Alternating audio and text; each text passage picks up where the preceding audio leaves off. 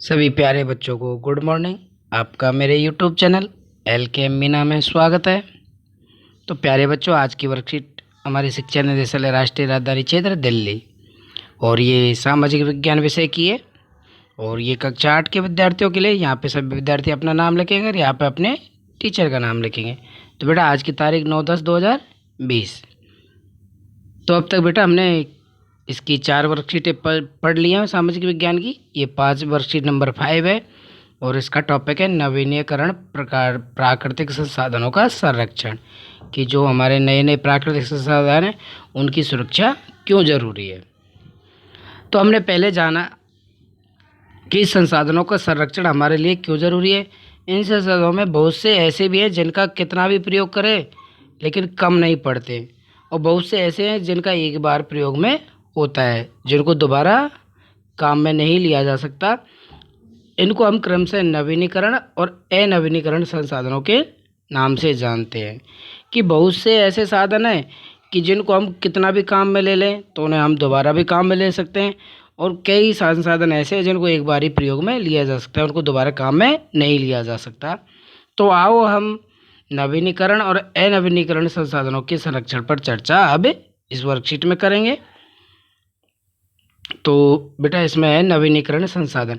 वे संसाधन, अब कोई आपसे पूछ ले कि आपके मन में भी सवाल होता है कि नवीनीकरण संसाधन कौन कौन से थे, तो वे संसाधन जो शीघ्रता मतलब जल्दी से नवीकृत मतलब नया बना के, नवीकृत मतलब है नया बना के पुनः अवस्था में हो जाते हैं। पुनः अवस्था में मतलब उनको एक बार यूज कर लिया तो दोबारा भी उन्हें हम यूज कर सकते हैं। तो ये लाइन हमें समझा रही है, वे संसाधन जो शीघ्रता मतलब जल्दी से नया बनाकर उन्हें पुनः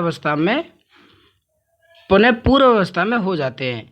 लेकिन फिर भी कुछ नवीनीकरण संसाधन ऐसे हैं जिनका प्रयोग हमें लापरवाही से नहीं करना चाहिए। तो वो हैं जल है, मृदा है, वायु है और वन को लापरवाही से उपयोग करने पर इनके भंडारों को प्रभावित कर सकता है। अब जैसे बेटा जल है, जल मतलब हमें एक बाल्टी काम में लिया, तो एक बाल्टी जैसे हम नहाने के काम में लिया, तो एक बार वो अगर हमने नहाने काम में लिए तो वो किसी उपयोग में हम नहीं लेते, हम उसे बहा देते हैं नाली में।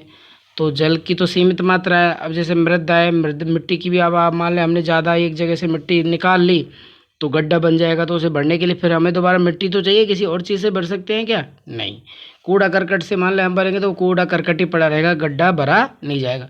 अब वायु मतलब आप लोगों ने देखा गाँवों की वायु तो बिल्कुल शुद्ध है, दिल्ली की वायु कितनी खराब हो चुकी है। तो वायु का भी एक सीमित भंडार है। तो वन है, वन मतलब एक बार हमने पेड़ काट दिया तो क्या वो दोबारा उगाएगा? नहीं। तो इनकी अगर लापरवाही से हम काम में लेंगे तो ये तो कभी भी ख़त्म हो सकते हैं। तो कुछ नवीनीकरण संसाधन ऐसे हैं कि जिनका हम बिल्कुल सावधानी की पूर्व काम में लेंगे। ठीक है बेटा, अब आगे देखते हैं। जल की कमी, प्राकृतिक जल स्रोतों का सूखना आज विश्व के बहुत से भागों में एक बड़ी समस्या बन चुकी है। अब आप लोगों ने देखा कहीं कहीं पे तो बिल्कुल भी पानी नहीं है। तो ये सब क्या है, इनका ज़्यादा से ज़्यादा उपयोग में लेना ही एक बड़ी समस्या आज के समय में बन गई। उसी प्रकार भूमि की खुदाई, जंगलों की लगातार कटाई से प्राकृतिक आपदाओं को बार बार दस्तक देना मानव जीवन के लिए बहुत बड़ी परेशानी की समस्या खड़ी कर सकते हैं। अब जैसे हम अधिक से अधिक रहने के लिए जंगलों की काट देंगे तो हमें हवा भी नहीं मिल पाएगी, हमें औषधियाँ जड़ी बूटियाँ भी नहीं मिल पाएंगी। अब ये सब क्या, इन सब के पीछे एक ही वजह है कि जनसंख्या की वृद्धि की बढ़ावा, मतलब हमारी जनसंख्या बहुत ही तेज़ी से बढ़े। पूरे संसार में हमारा भारत देश दूसरे नंबर पे, पहले पे चीन है, आप सभी को पता है। तो प्यारे बच्चों, इस वर्कशीट में यही है कि नवीनीकरण संसाधनों का हमें जितना हो सके अच्छे से काम में लेना चाहिए, ज़रूरत के हिसाब से भी काम में लेना चाहिए। ठीक है बेटा, अब देखते हैं इसमें आगे। आओ पता लगाए, सूची बनाएं। अगर धरती पर पीने योग्य जल कम हो जाए तो उसके आपके जीवन पर क्या प्रभाव पड़ेगा। अब देखो बेटा, अगर पीने योग्य जल कम हो जाएगा तो हम भाई जी प्यासे मरेंगे, या तो प्यासे मरेंगे और हमारे जो पेड़ पौधे हैं उनका भी कम विकास होगा, और हमारे जीवन पे यही प्रभाव पड़ेगा कि पानी के बगैर हम कल की संभावना नहीं कर सकते। और जो भी हमारी आवश्यकता है उनकी भी पूर्ति जल के बगैर अधूरी है। ठीक है बेटा। अगर धरती पर जंगल समाप्त होते चले जाए तो क्या होगा? अगर धरती पर जंगल ही समाप्त हो जाएंगे तो मानव जीवन अस्त व्यस्त हो जाएगा, सारे जीवों का जीवन ही अस्त व्यस्त हो जाएगा। ना तो हमें ऑक्सीजन मिल पाएगी, ना हमें शुद्ध हवा मिल पाएगी, ना हमें ठंडी छाया वगैरह ठंडी छाया भी नहीं मिल पाएगी। तो ये बेटा जंगलों के बगैर हम कल की, ये भी बहुत ही इम्पोर्टेंट है मानव के लिए, तो जंगलों के बगैर हम आगे की कल्पना नहीं कर सकते, आगे जीवन क्या होगा। तो जंगलों के बिना भी हमारा जीवन अधूरा है। अब देखते हैं बेटा, इस सारणी में कुछ दिए हुए, प्रत्येक व्यक्ति संसाधनों के संरक्षण में अपना योगदान दे सकता है। तो कुछ उपाय दिए गए हैं, इनके अतिरिक्त आप अपनी समझ से सोच कर लिखें कि आप किस तरह अपना योगदान दे सकते हैं। तो बेटा इसकी ये सारणी बनाई गई है, तो इसको हम अच्छे से पहले ढंग से पढ़ेंगे कि जल संरक्षण मतलब जल का बचाव हम कैसे कर सकते हैं, और भूमि का बचाव हम कैसे कर सकते हैं, वायु का संरक्षण हम कैसे कर सकते हैं, वनों का संरक्षण हम कैसे कर सकते हैं। तो ये कह रहा है, देखो पहले में पीने के पानी को गाड़ी धोने, सड़क धोने के काम में नहीं लेना। अब देखो कई बच्चे क्या करते हैं, पीने के पानी को भी कोई गाड़ी धो रहा है, कोई क्या दे रहा है, क्योंकि दिल्ली में नल वगैरह चल रहे हैं तो कोई सड़क भी धो रहा है, सुबह सुबह हमारे घरों के आगे कोई सड़क धो रहा है। ये सब फालतू है बेटा। अगर मान ले हमने कोई चीज़ नहाने के काम में ली है, नहाने के काम में पानी लिया है, तो उसको ही हम उससे हम सड़क वगैरह धो ले, जिससे हमारे नहा भी लिया और उससे हमने कपड़े धो ले, फिर हमारा सड़क भी धुल गई, उससे भी हम गाड़ी वगैरह धो सकते हैं। गाड़ी पे तो पोंछा मार के भी काम चला सकते हैं। अब कई लोग क्या है, नल चला देते हैं और जाता रहता है पानी, तो ये सब बेटा बेकार है। तो जल का संरक्षण हमें करना चाहिए। अब ये दैनिक कार्य मतलब रोजाना के कार्यों में नहाने, कपड़े धोने के समय पानी बेकार नहीं करना। अब कई लोग क्या करते हैं, जिनको एक बाल्टी में एक बाल्टी में नहा लेते हैं, तो वो सोचते हैं कि नहाने से हमारे शरीर पे चमक धमक आ जाएगी, तो वो क्या एक बाल्टी की जगह पाँच पानी काम में लेते हैं। तो बेटा ये भी बहुत ज़्यादा गलत है। हमें जितना हो सके ज़रूरत के हिसाब से ही एक बाल्टी पानी काम में लेना चाहिए। बेटा मुझे पता है कि भाई मैं एक बाल्टी में मैं नहा सकता हूँ, तो मैं तो बेटा एक बाल्टी ही काम में ले सकता हूँ। और अब तीसरा उपाय क्या करते हैं? अब तीसरा बेटा हम खुद सोच के, तीसरा चौथा पाँचवा हम खुद लिखेंगे कि हम जल का संरक्षण कैसे कर सकते हैं, क्योंकि 2 उपाय से वर्कशीट के अनुसार मैंने आपको समझा दिए। 3 आप अपने खुद के मन से लिखें कि क्योंकि आप सभी प्यारे बच्चे हैं, आपके अंदर भी दिमाग है, तो आप खुद सोच कर लिखें कि हम जल को कैसे बचा सकते हैं। अब दूसरा है भूमि संरक्षण। भूमि का बचाव हम कैसे कर सकते हैं? उपजाऊ भूमि को कृषि कार्य के लिए प्रयोग करना, कि भाई जैसे उपजाऊ भूमि है तो उसको कृषि कार्य के रूप में हम प्रयोग कर सकते हैं। बंजर या कम उपजाऊ भूमि को प्रयोग मकान बनाने, उपयोग स्थापित करने में। अब जैसे आपने पता है कि इस भूमि में कुछ नहीं उग सकता, तो वहाँ पे हम मकान बना ले, ना कि हम उपजाऊ भूमि में मकान बनाएं। क्योंकि जो बंजर भूमि है, जहाँ पानी वानी की बहुत ही ज़्यादा कमी है, तो वहाँ पे उसको हम मकान बनाने के काम में लेना चाहिए और वहाँ पे रहना चाहिए। और प्लास्टिक का उपयोग नहीं करना। अब आपने देखा होगा कई जगह प्लास्टिक वगैरह पटक देते हैं जमीन भूमि पर, तो वो भी बेटा बहुत ज़्यादा गलत है, क्योंकि उससे भूमि उपजाऊ नहीं बनेगी। ठीक है बेटा। अभी इसमें चौथा और पाँचवा पॉइंट आप खुद लिखेंगे, इसे सभी बच्चे अच्छे से अपनी कॉपी में सारणी के रूप में बनाएंगे। ठीक है बेटा सभी। तो ये चौथा और पाँचवा उपाय बच्चे खुद अपने दिमाग से करेंगे। अब तीसरा है हमारा वायु संरक्षण। अब वायु संरक्षण हम कैसे कर सकते हैं? प्लास्टिक या पत्तों को, किसी भी दूसरे प्रकार के पदार्थों को नहीं जलाना। अब आपको पता है कि अगर हम प्लास्टिक को जलाएंगे तो धुआं निकलेगा, धुआं से हमारी वायु भी खराब होगी, हमें सांस लेने में दिक्कत होगी, अन्य जीवों को भी दिक्कत होगी। इसलिए हमें ये प्लास्टिक या पत्तों को जब भी हमें कहीं मिले तो उन्हें ज़मीन में गड्ढा खोद के गाड़ देना चाहिए।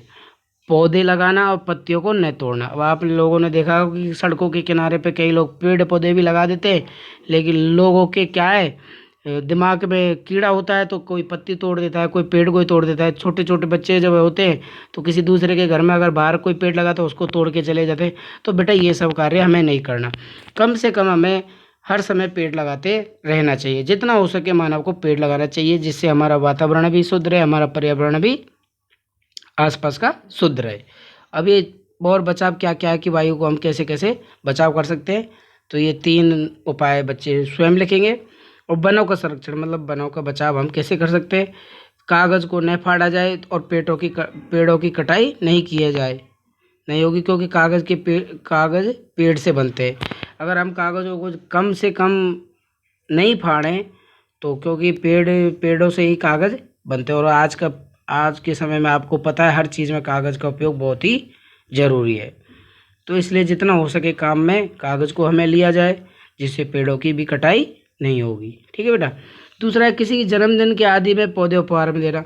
अब किसी जन्मदिन में कई क्या करते हैं, और कोई 300 रुपये की गिफ्ट दे रहा है, कोई 400 की दे रहा है, कोई 1000 की दे रहा है, कोई अपने बच्चों को मोटर गाड़ी दे रहा है, वो दे रहा है, कोई साइकिल दे रहा है। तो ये सब ना करते हुए एक जन्मदिन को हम एक पौधा उपहार के रूप में उसे देना चाहिए, जिससे हमारे प्रकृति को भी बढ़ावा मिले, हमारे वनों को भी बढ़ावा मिले। ये बहुत ही अच्छा है, ये सबसे उपाय मुझे सबसे बेस्ट लगा। तो मेरे जितने भी यार दोस्त हैं, मैं तो उनको जन्मदिन पे एक पौधा ही देता हूँ कि एक पौधे की तरह उनका जीवन हंसता खिलता। अब बेटा ये तीसरा चौथा उपाय बच्चे स्वयं करेंगे, क्योंकि वर्कशीट का मतलब ये नहीं होगा तो कि सारे क्वेश्चनों का आंसर आपको समझा दिया जाए। बच्चे अगर खुद करेंगे दिमाग से तो उन्हें अच्छा से समझ में आएगा। अगर नहीं आता है तो फिर टीचर है आपके लिए, ऐसी कोई बात नहीं है। अब देखते हैं बेटा, इसमें कुछ क्वेश्चन दिए हुए हैं इस वर्कशीट के अनुसार। पहला है नवीनीकरण संसाधन किन्हें कहते हैं। अब बेटा इन्हीं का आंसर हमें इसी वर्कशीट में से छाट रहे हैं। और बेटा मैंने आपको पिछली वर्कशीटों में भी बताया कि हमें क्वेश्चन आंसर छाटना आना चाहिए।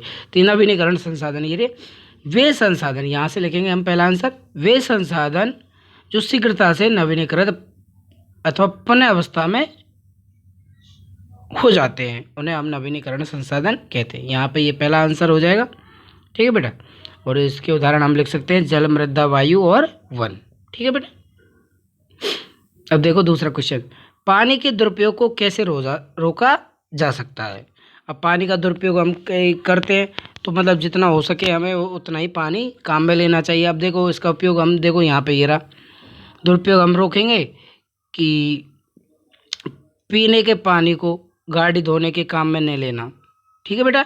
तो ये भी तो पानी का दुरुपयोग है भाई, पीने का पानी तो हमें पीने को चाहिए, क्योंकि अगर कोई गंदा पानी है तो उसको हम काम में गाड़ी वगैरह धोने के काम में ले सकते हैं। दैनिक कार्यों में नहाते या कपड़े धोते समय पानी को बेकार नहीं करना, तो ये भी एक पानी का बचाव है। और पानी का बचाव भी है कि जब भी कभी वर्षा हो, जैसे नालियों या इधर उधर पानी बह रहा है, तो हम उसे अपने बर्तनों में भी इकट्ठा कर सकते हैं, या गड्ढा खोद के भी उसे हमें रोक सकते हैं। जब ज़रूरत के हिसाब से हम उन्हें पेड़ों में डालें। ठीक है बेटा, ये भी एक दुरुपयोग का बचाव है। तीसरा क्वेश्चन है जल के संरक्षण के लिए आपके सुझाव क्या है। अब इसमें क्या है, जंगल के संरक्षण के लिए आपके सुझाव क्या है। तो सबसे पहले बेस्ट उपाय तो आपको मैंने बताई है कि किसी के जन्मदिन आदि के कार्यक्रम में पौधा उपहार में देना। ठीक है बेटा। और दूसरा है कि कम से कम पेड़ों की कटाई करें, और जितना हो सके पेड़ों को लगाना चाहिए। और यह है कि जल के संरक्षण के लिए आपके सुझाव क्या है। तो मैं तो यही कहूँगा बेटा, अधिक से अधिक पेड़ लगाएं, और हमें हरे पेड़ों को नहीं काटना चाहिए। और जब भी पेड़ लगाएं तो उसकी पूरी सुरक्षा करनी चाहिए, कि जिससे वो पेड़ बड़ा होकर हमें अच्छे फल दे सके, अच्छी शुद्ध वायु दे सके। ठीक है बेटा। अब चौथा क्वेश्चन देखेंगे इसमें, भविष्य के लिए संसाधन संरक्षण क्यों जरूरी है। अब मान लो अभी से ही जल खत्म हो जाएगा, अब आप सोचो, मैं इसका आंसर आपको बोल के बताऊंगा। अब आप सोचो अगर जल खत्म हो जाएगा तो हम आगे पीने के लिए क्या करेंगे, हम प्यासे ही मर जाएंगे। तो जो भी है, जैसे जल है, वायु है, जल वायु मृदा है, उपवन, अगर इनका संरक्षण हमने नहीं किया तो आगे जो हमारे आने वाली पीढ़ी है तो वो क्या करेगी, तो वो तो वैसे ही तड़प तड़प के मर जाएगी। तो इसलिए भविष्य को देखते हुए हमें सीमित मात्रा में जितना ज़रूरत जिस चीज़ की है, जैसे जल मृदा वायु है, इनकी जितनी ज़रूरत होती है उतना ही हम काम में लें, क्योंकि भविष्य का जीवन जीने के लिए हमें संसाधनों का संरक्षण बहुत ही जरूरी है। क्योंकि मानव की आवश्यकताएं तो कभी ख़त्म नहीं होंगी। अगर मानव को ये चीज़ें नहीं मिलेंगी तो मानव तो वैसे ही उसका जीवन नाश है, वैसे ही उसका जीवन खत्म है। तो प्यारे बच्चों, आज की वर्कशीट में इतना ही। इस वर्कशीट को सभी बच्चे अच्छे से अपनी कॉपी में हल करके अपने SSC वाले टीचर से चेक करवाएंगे। Thank you.